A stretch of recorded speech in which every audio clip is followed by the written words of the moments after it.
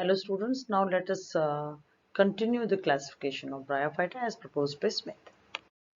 After hepatophyte, let us study anthoceratae. These are also called hornworts because the gametophytic thallus is dorsoventrally flattened with sporophyte in the form of horn-like structure, which is and scales are absent in the thallus. Rhizoids are present. Each cell of the thallus possesses a single large chloroplast with a pyrenoid, and antheridia develop from the hypodermal cells on the dorsal surface only. Archegonia are also completely embedded in the gametophyte. The sporophyte is cylindrical and it's differentiated into bulbous foot and cylindrical capsule. Seta is completely absent and meristematic region can be seen, and sterile central column, which is called columella, is present. Let us study the thallus of Anthoceros. How does it look like? The gametophytic thallus is dorsoventrally flattened, bearing this horn-like structure, which is sporophyte, which is partially dependent on the gametophytic thallus. And thallus structure shows homogeneous structure with chloroplast in each cell, and along with the chloroplast, it possesses a pyrenoid. And you can see here the cavities. These cavities are none but these are called the mucilaginous cavities. These remain filled with the blue-green algae, which lives in association with this thallus, and these create this mucilage. This mucilage oozes out through the lower epidermis through the slime pores. You can see the antheridia within the antheridial chambers and archegonia, and also the anthrozoid, a big spiral anthrozoid with subterminal flagella. As a result of uh, fertilization, a zygote is formed, which being the first cell of sporophytic tissue, sporophytic thallus. And sporophyte is differentiated into, which is attached to the gametophyte by virtue of a big bulbous foot. It has got foot, no seta, and capsule. Seta is completely absent. Instead, it has got meristematic cells. And in the center, it has got sterile part, which is called columella, and it produces spores as a result of meiosis. These spores, after splitting up of the capsule, are liberated and they fall onto the moist soil, germinate to give rise to the gametophytic thallus. Smith incorporated only two families in Anthocerataceae, and these are Anthocerataceae and Notothylaceae.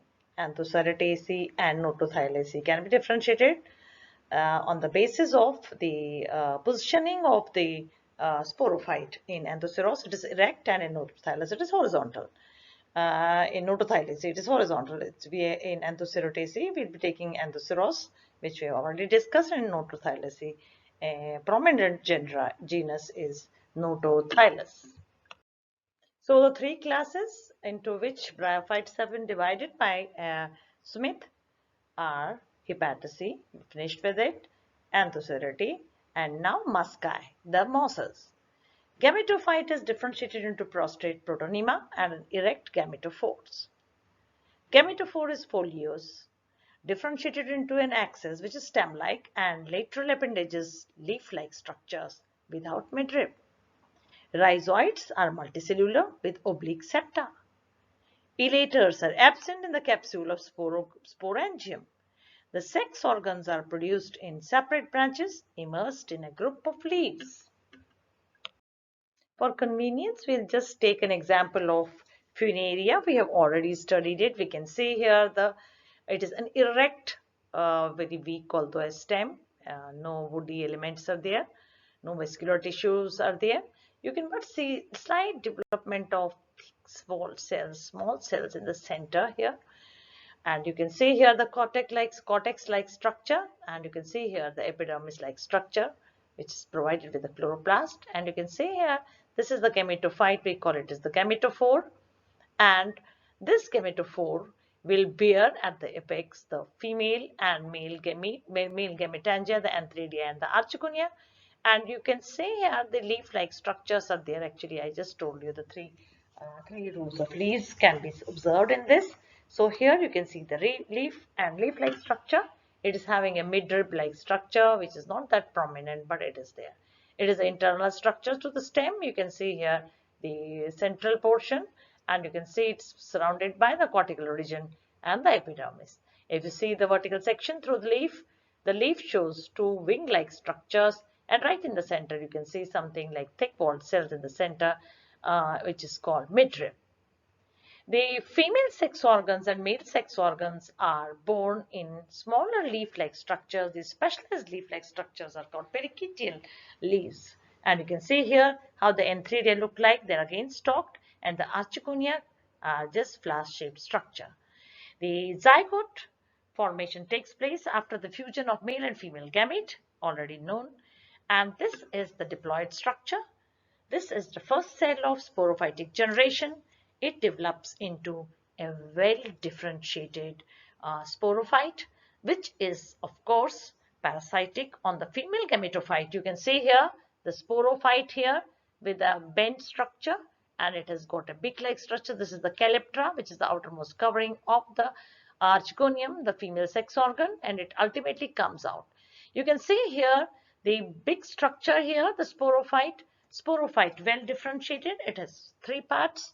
The foot, by virtue of which it remains anchored to the female gametophyte and derives nourishment from the gets nourishment from the female gametophyte. It's parasitic on the female gametophyte, or partially, because again the sporophyte is green in color when it's young. And you can see here the foot, seta, and capsule. These are the three parts of the sporophyte. The seta is long, slender like. It makes the capsule come out, and capsule has got the structure you have already studied, and I need not go in deep details, right? It has got an outermost, at the apex, the capsule is provided with peristome. We call it as the opening of the capsule. And this peristome, why it is called peristome? Because it's provided with dent-like structures, which are called teeth-like structures, and that's why it is called peristome. Which is this in the periphery, it's covered by teeth-like structures, and it's provided with a lid-like structure. This lid-like structure is called operculum. Peristome has got an operculum, this lid-like structure. It just spirally opens up because it tightly fixes the opening, the peristome, and at the time of maturity of when the capsule matures, the spores are produced inside the capsule and they get liberated. No elaters are formed, no pseudoelaters are formed, but the spores which are produced as a result of meiosis of the spore mother cells, they just form many spores which are haploid because they're formed as a result of meiosis. And when they want to come out, they are mature now, they want to come out, they put the pressure on the operculum, the lid opens and liberates these spores out. These germinate again to give rise to erect gametophore and the rhizoidal system. The gametophore again bears the male and the female sex organs. Students, Smith divided musci into three subclasses, and these are Sphagnobrea, Andreobrea, and Eubrea. In Sphagnobrea, he included one order, that is Sphagnales, from which we have an example Sphagnum we have already studied. Andreobrea, in Andreobrea he included one order, Andreales, in which we have one type, Andrea. And in Eubrea he included only one order, and that is Eubreales, in which we can study a representative genus, that is Eubrea. Now let us study the main salient features about Sphagnobrea. They are called bog mosses or peat mosses. The protonema is broad and thallus.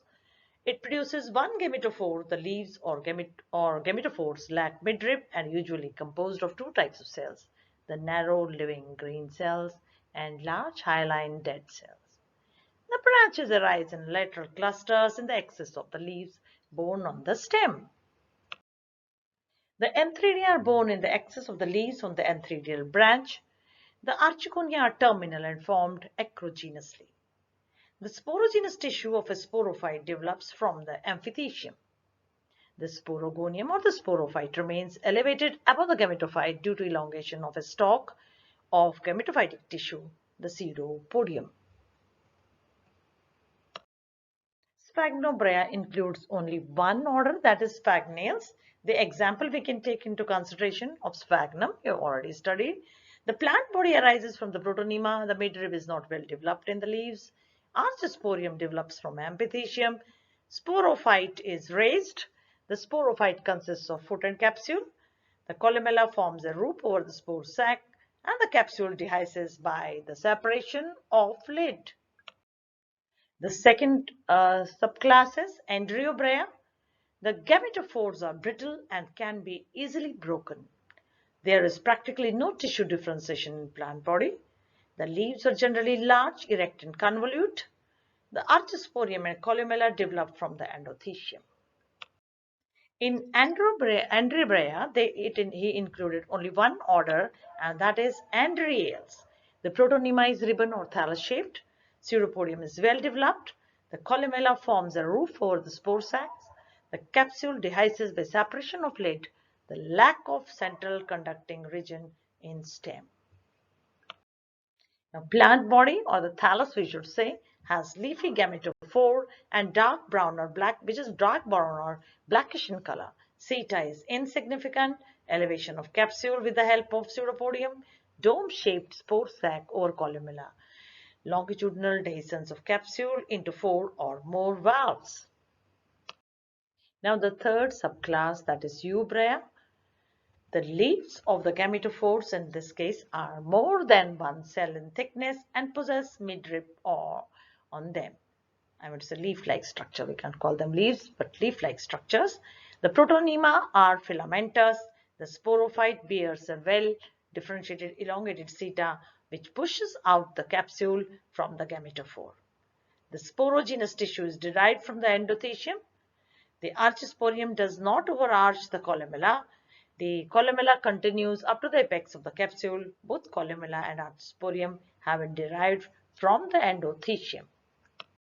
Other salient features: in between spore sac and columella, the partitioned air spaces are present. The mature capsule possesses a complex structure made of many tissues. The capsule opens at its apex by an operculum. The spore dispersal is regulated by a teeth-like apparatus, the peristome. Subclass Eubrea includes only one order as per Smith, that is Eubreales, but some books do mention Eubreales and polytrichiales. Gametophores differentiated into prostrate protonema, upright gametophore.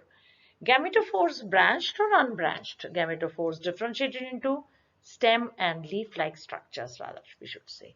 Vegetative reproduction by means of gemming, primary protonema, secondary protonema, etc.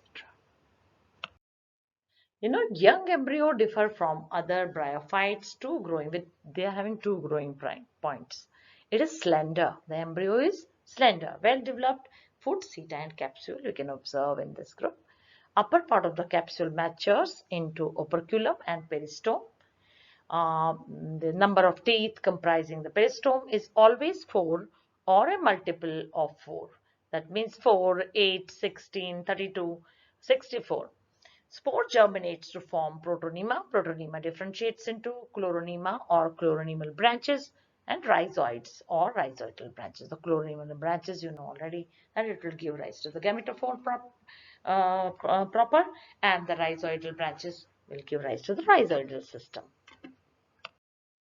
With this, we finish the classification of Bryophyta as proposed by G.M. Smith. And last but not least, a big thank you to all of you for patiently listening. Please like it, subscribe it, and share it. Thank you.